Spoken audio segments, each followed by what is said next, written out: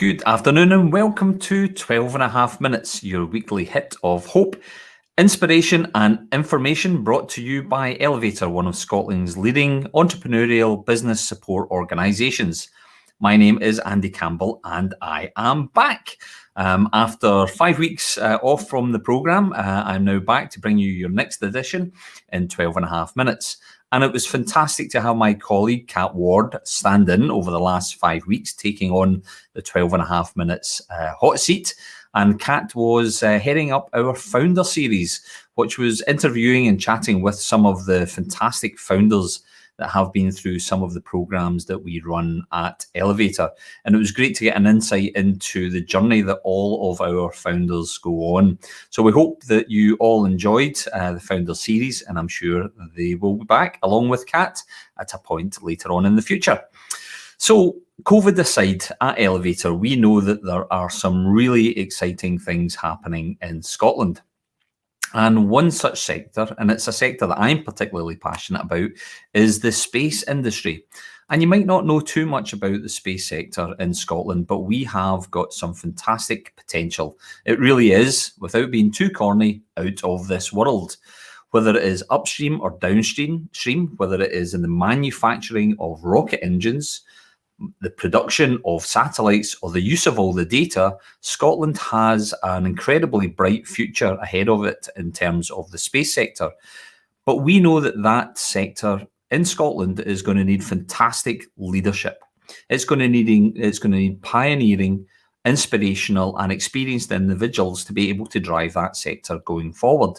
And that's why I'm delighted that our next guest on today's show has all of those attributes. Someone that has over 30 years experience in the military, in the US military, particularly in the intelligence services. I'm delighted to welcome onto the programme the Executive Vice President of the Shetland Space Centre, Yvette Hopkins. Yvette. Hi, how are you, Andy? Pleasure to see you. Absolutely wonderful, Yvette. And yourself? I am peachy, glorious, great day. We were talking about the weather in Shetland just before we came on the air there. Do you want to give everyone a little insight into the weather in Shetland today? Absolutely. This has been Armageddon 1 minute and then complete joyous Caribbean sunshine the next. Just a typical Shetland day, but I don't want to give the wrong impression because we do have fabulous weather up here. Just been crazy for the last couple of minutes. Well, listen, Yvette, thank you so much indeed for joining us. I appreciate this is a really exciting and busy time for yourself and your new endeavour in Shetland, which we'll hear about momentarily. But what I'd like to do is hand over to you to give us 2 or 3 minutes of an overview of yourself and your career to date, and maybe your journey back to Shetland again. So over to you, Yvette. Yeah, sure. Thanks, Andy. So real briefly, I was actually born in England and then migrated, as many people do, through my father, who was in the U.S. military and was a military brat. And then when it was, I traveled around the world. Didn't come back to the United States until I was in secondary school, my last year, and then went to college in the States, joined the military because just wanted to, I guess, be like my dad. And I'd grown up in that atmosphere and saw some really incredible things. And then just really embarked in a 30-year career in the military intelligence corps, much like the UK Int Corps here. And it traveled all around the world. Again, I didn't really come back to the United States till I was very senior in the military. But I culminated my military career as the senior intelligence officer, what we call a J2 in Special Operations Command Africa.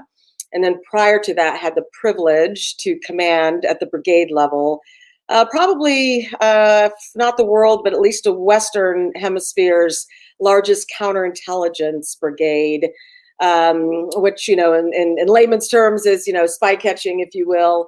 And then prior to that, just had a really phenomenal tour around the military. When I retired, I came back home. My parents live here in Shetland. So I came back home to retire and just regroup and take a deep breath after 30 years of being part of something larger than myself. Is that good? Oh, that's fantastic, Yvette. And ultimately, you've had such a brilliant global experience. You've travelled the globe. You don't necessarily, you haven't necessarily set location as any one home, although you've retired, and we'll come on to that in a moment in terms of your activity back in Shetland. But having that perspective of the globe, I guess that's been a real advantage to you in your military career, Yvette.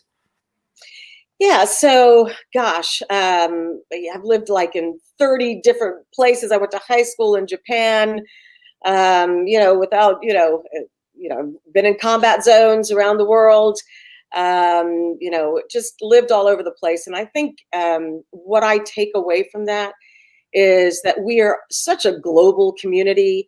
We're all connected. And most importantly, the more you travel, the more you see of the world.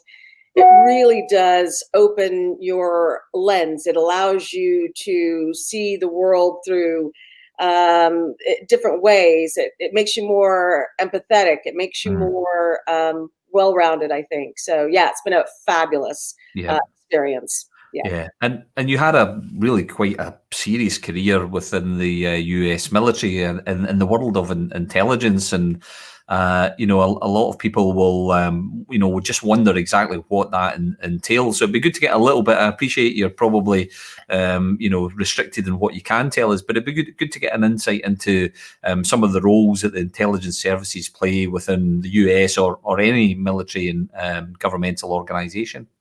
Yeah, so intelligence or information, there's a lot of disciplines in intelligence. So there's what we call human intelligence that, really, you're speaking to folks and just learning through the human domain, if you will. There's, signals intelligence. So that's, everything that's coming through, whether it's through space, whether it's through radios, whatever, that's signals intelligence. Then we have something called imagery intelligence, and that could also be through space, but it's the, photographs or the things that you see, even if from an informational perspective, like Google. So what we really try and do is bring all those incredible pieces of intelligence, bring it together, create a picture, and use that to make decisions. Whether it's decisions on the battlefield, whether it's decisions to our seniors, whether it's decisions to our units to the left and right, but it's just it's to make decisions, if that makes sense.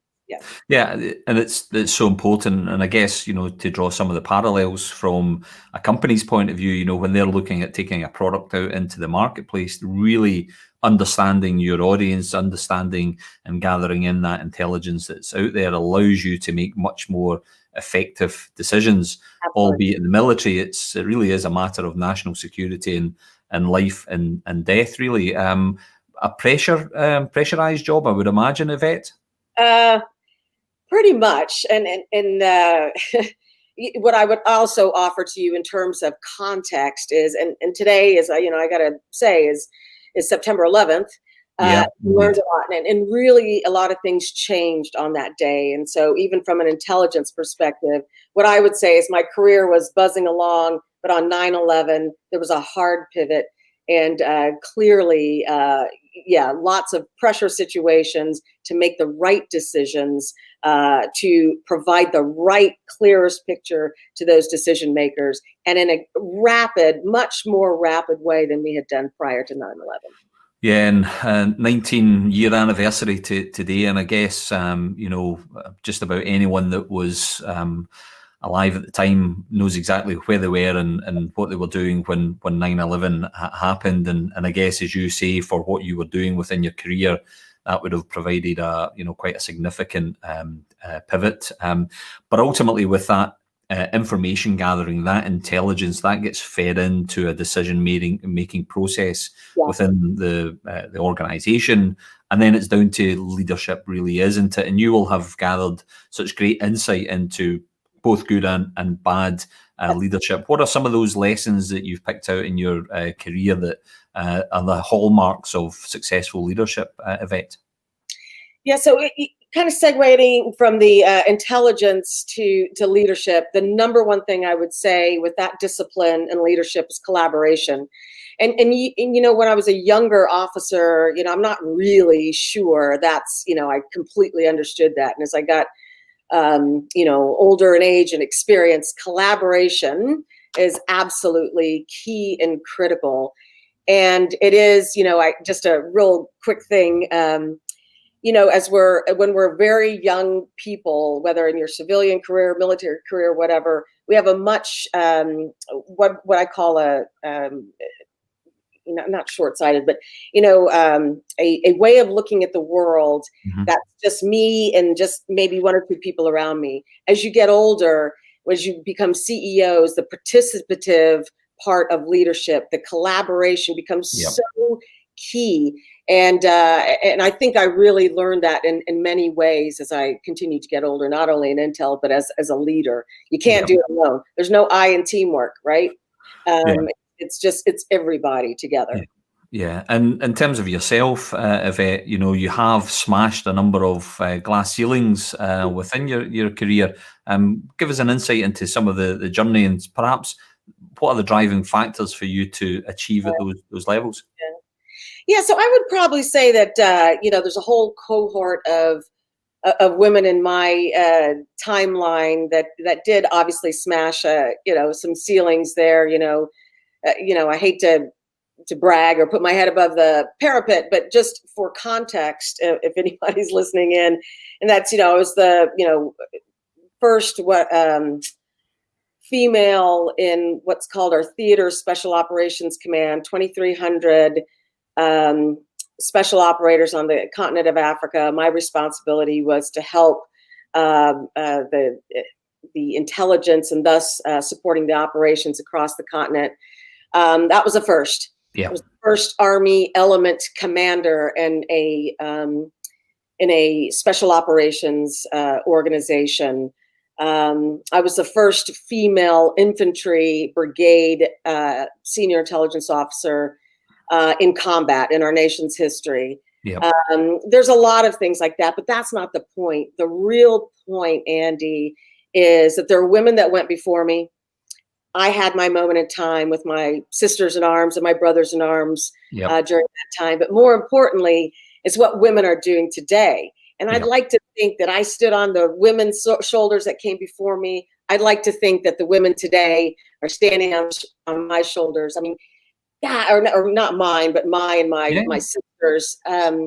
You know, we've got 5 women in the U.S. military that just went, you know, that are gone through Ranger School. You know, we've got our first like special forces operator. And I feel, and my sisters in arms feel like we had something to do with that. Leadership, whether it's not just about women, but it's generational. What you do now impacts, you know, good, bad, or indifferent. Yes, you know, that's so important. Absolutely. And it's clear, Yvette, you have that mindset, you have that drive, and you've got that determination. And being first into the unknown is a skill set that I guess you'll be deploying now as you know, you move into your new role within the space sector, which is relatively new to Scotland and in a fairly remote operation. So I'd like to hear a bit more about what's going on at the Shetland Space Centre and your aims and ambitions for that, Yvette. Yeah, absolutely. First and foremost, I'm with a team that I love, and we're doing just like in the military. We are being a part of something that's bigger than ourselves, and that to me is something that just, you know, it's translated from my experience, not only as a military brat, seeing my father do it, me going through the military, and now I'm linked up with this motley, crazy, wonderful group of people who want to establish a spaceport in our most northern tippy top island of the United Kingdom. Yep. And it's so exciting. So we have a mission. We've got, you know, we're fighting for resources. We've got a timeline. We've got people who are relying on us. We have an ecosystem that's relying on us. And most importantly, we've got the people of Unst, which is the island it's on, the people of Shetland, people of Scotland, and in many ways, the United Kingdom. You know, this I mean, that pressure, you feel, but it also gives you the buzz and the impetus to just jackknife out of bed every morning Yeah. and run to the sound of, the mission. So it's Oh, fun. that's fantastic. And for those that might not know, in terms of the types of launches that you'll be doing, initially it won't be crewed launches. It's more launching satellites into low Earth orbit. Is that correct? Yeah, so we're not Cape Canaveral. We're not, putting people and human beings and whatnot into space. It's not horizontal launch. It's direct vertical launch, and it's basically to help put satellites into space. And as you know, satellites, many of them built down in Glasgow, are what helps us with our life, our daily life, everything we do, from the phone to my Fitbit watch to everything, is all space related. And Yeah. so that's what our intent is to do. Yeah, fantastic. So it's all about that information gathering again to allow us all as humans to start making the right decisions, whether it's about transportation or communication, or looking at areas of coastal erosion or deforestation or whatever it is. Having that information, having that knowledge is going to be powered in part by the great efforts that you'll be doing at the Shetland Space Centre. So, Yvette, you've probably guessed we're out of time. 12 and a half minutes, it goes by just like that. But it's been, I've got to avoid the space-related puns, but it has been a real blast to talk to you, Yvette. So apologies for that. But thanks so much for your time, and have a wonderful weekend, Yvette. Thanks so much. And take care. Thank you so much. Cheers. Thank you. Well, that was the fantastic Yvette Hopkins from the Shetland Space Centre. Clearly, there is a great opportunity within Scotland and the UK at large to develop our space sector, and it takes organisations and individuals that will show the leadership to drive that sector within the UK. So thanks to Yvette for agreeing to come on the programme and sharing some of her story with us. So next week, we will not have 12 and a half minutes because we're going to be changing the format slightly. One of the things that we're looking to do is extend the time in between 12 and a half minutes.